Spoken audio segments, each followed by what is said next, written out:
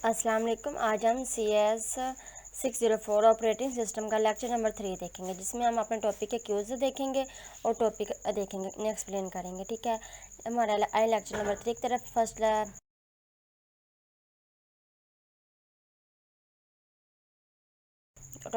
Topic हमारे पास memory protection. तो memory protection allow करती है कि हमारी मेमोरी की स्पेस कितनी है और एड्रेस क्या है, और उसकी करेक्ट जो ऑपरेशन होते हैं उनको फाइंड करती है। ठीक है, इसकी बेसिक जो चीज़ें ये लिखा हुआ है two CPU using two CPU register. तो दो इसके बेसिक रजिस्टर है, एक बेस रजिस्टर है और एक लिमिट रजिस्टर है। जो बेस रजिस्टर है ये मिनिमम वैल्यू को एक्सप्लेन करता है, छोटे से छोटी वैल्यू को, और जो लिमिट रजिस्टर होता है ये बड़ी से बड़ी वैल्यू को प्रोसेस करता है। ठीक है, जैसे कि when a process loaded into memory, base register initialize करता है starting value, starting address. Process limit register initialize with size. ठीक है, और साथ ये साइज भी एक्सप्लेन करते हैं। Memory outside defined range protect because CPU check the every address. ठीक है, ये इन्होंने नीचे एग्जांपल दी हुई है, आप उसे एक दफ़ा अच्छी तरह। इसमें बेसिक चीज़ ये है कि दो टाइप्स होते हैं CPU की, बेस रजिस्टर और लिमिट रजिस्टर।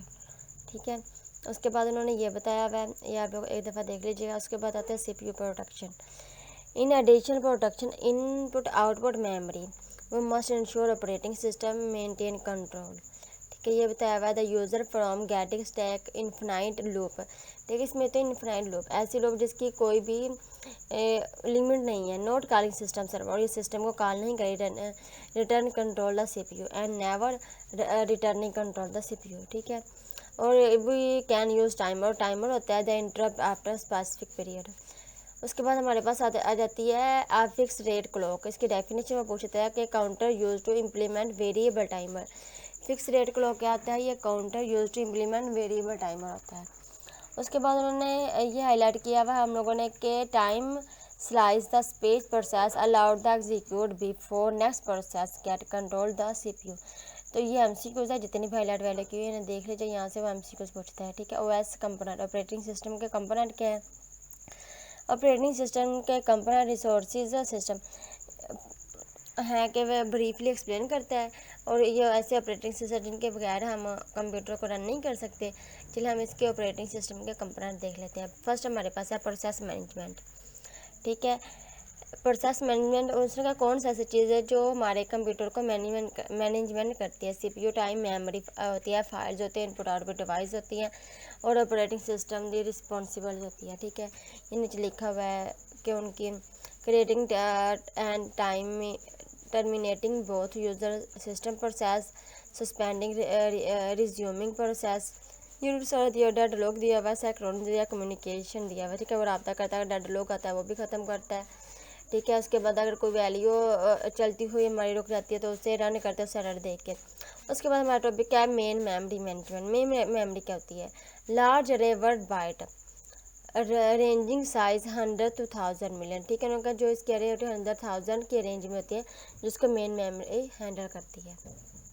ठीक है, और उसकी जिम्मेदारी क्या होती है? Keep track of the free memory space. जो फ्री मेमोरी स्पेस होती है उसे यूटिलाइज़ करती है। पार्ट्स ऑफ मेमोरी के पार्ट्स बनाए जाते हैं, और उसके बाद देखा जाता है कि जिस जिसकी बात छोटे छोटे पार्ट्स में तकसीम कर दिया जाता है कि जैसे जैसे इनपुट आती जाए उनमें रन होता जाए, और इस तरह कंप्यूटर पे बर्डन नहीं होता है। मेन मेमोरी का ये काम है। स्कैन स्टोरेज क्या है? Scan storage computer execute program. ये हमारे इसका पर्पज़ है कि कंप्यूटर के प्रोग्राम को रन करती है। ठीक है, उसके बाद ये डाटा एक्सेस करती है मस्ट में memory primary storage during the execute. जो भी हम प्रोग्राम करते हैं उसको रन करने का स्कैन स्टोरेज का होता है। उसके बाद उन्होंने बोला scan storage backup main memory. ठीक है, ये बैकअप भी रखती है अपने पास स्कैन स्टोरेज। और उसके बाद इसकी उन्होंने दिए हुए हैं डिस्क मैनेजमेंट। इसके कनेक्शन विद डिस्क मैनेजमेंट क्या है? फ्री स्पेस मैनेजमेंट होती है, अगर स्पेस है तो यूटिलाइज़ करते हैं। स्टोरेज एलोकेशन होती है, डीएलोकेशन होती है, डिस्क स्केजुलिंग होती है। उसके बाद इनपुट आउटपुट सिस्टम मैनेजमेंट क्या है? इसमें वो इनपुट आउटपुट सब सिस्टम कंसिस्ट होती है general device driver interface drive specific hardware. ठीक है, वो देखते हैं कि क्या इसकी जो हार्ड डिस्क ड्राइव है उसका वो क्या फेस कर सकते हैं, इस तरह के उसकी चीज़ें हैंडल करता है। फाइल मैनेजमेंट क्या होता है? इसमें वो फिजिकल मीडिया को देखते हैं। ठीक है, मैग्नेटिक टेप को देखते हैं, मैग्नेटिक डिस्क और ऑप्टिकल डिस्क वगैरह को देखते हैं। उसके बाद वो क्रिएट करता है, क्रिएटिंग और डिलीटिंग फाइल्स को देखते हैं, क्रिएटिंग और फाइल डायरेक्टरी को देखते हैं, जो भी इसका बैकअप और रिकवर होता है फाइल उनको देखते हैं, स्कैन स्टोरेज डिवाइस को देखते हैं। प्रोटेक्शन सिस्टम क्या होता है और नेटवर्किंग क्या होता है, ये आप सारा एक दफ़ा रीड कर लीजिएगा। ये हमारे पास इस टॉपिक में से एक MCQ आ गया। Command line interrupt is also called, ठीक है, ये लिखा हुआ command line interrupt and is often known as shell, तो हम इसका करेक्ट ऑप्शन है शेल, ठीक है। कमांड लाइन इंटरप्ट में इसका MCQ आएगा जिसका मोस्ट इम्पोर्टेंट है, ठीक है। कमांड इंटरप्ट क्या होता है, ये one of most important system program है ना, operating system is a command interrupt, ठीक है। ये ऑपरेटिंग सिस्टम होता है जिसमें कमांड इंटरप्ट मोस्ट इम्पोर्टेंट एक पार्ट है, जिसमें से MCQ आया, उसका करेक्ट ऑप्शन है शेल। उसके बाद ऑपरेटिंग सिस्टम की सर्विस क्या है, ठीक है, उन्होंने ये उसकी टाइप दी program execution, input output operation, file system, manipulation, communication किस तरह की जाती है, एरर आता है उसे किस तरह ख़त्म किया जाता है, रिसोर्स एलोकेशन आते हैं, अकाउंटिंग आती है, प्रोटेक्शन आती है, और ये इसके पॉइंट हैं हमारे पास 7, ठीक है। ये ऑपरेटिंग सिस्टम सर्विस के, ठीक है, ये आप लोग देखें, इसके पॉइंट हैं हमारे पास 7, ठीक है। ये ऑपरेटिंग सिस्टम सर्विस के, ठीक है, ये आप लोग देख लीजिएगा, वो नहीं पूछ सकते हैं कोई एनी 3 यानी 5, ठीक है। इंटर पॉइंट की इंटू कर्नल, ठीक है। उन्होंने बोला है कि ये केस में बोला हुआ है कि ऐसा केस होता है जिसे एग्जीक्यूट करते हैं पीस ऑफ कोड में, ठीक है। ये ऐसा केस होता है जिसके कोड को हम पीसेस में कर लेते हैं, ठीक है, और फिर इंटरप्ट करते हैं, ट्रैप करते हैं, सिस्टम कॉल करते हैं, सिग्नल आते हैं, उसके बाद ये रन होना स्टार्ट हो जाता है, ठीक है। आगे हमारे पास है सिस्टम कॉल। सिस्टम कॉल्स क्या होती है, provide interface between process and, ये सिस्टम कॉल ऐसा है जो ऑपरेटिंग सिस्टम के दरमियान में होता है process. They call generate available summary language instruction, ठीक है, और समरी लैंग्वेज के अकॉर्डिंग हम इसे हदायत देते हैं, और समरी लैंग्वेज एक हाई लेवल की लैंग्वेज है, ठीक है। इसमें बहुत सारी लेयर्स होती हैं, इंटरफेस लेयर कंटेन इंटर की पॉइंट कर्नल कोड, ठीक है।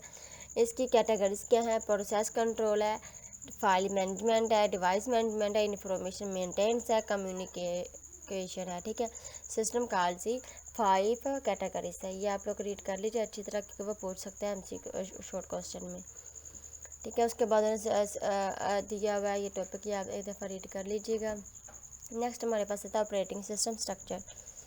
ऑपरेटिंग सिस्टम क्या है हमारे पास, डिफरेंट वेज हैं इसके, ठीक है। सिंपल, एक सिंपल है हमारे पास, ठीक है। ऑपरेटिंग सिस्टम कोड है एज अ नोड स्ट्रक्चर, ये जो ऑपरेटिंग सिस्टम है इसको हम स्ट्रक्चर नहीं कह सकते। Return the functionality and DOS और यूनिक्स एग्जांपल, इसकी जो ना सिंपल मोनोलिथिक स्ट्रक्चर की जो एग्जांपल है वो है डोस एंड यूनिक्स, ठीक है।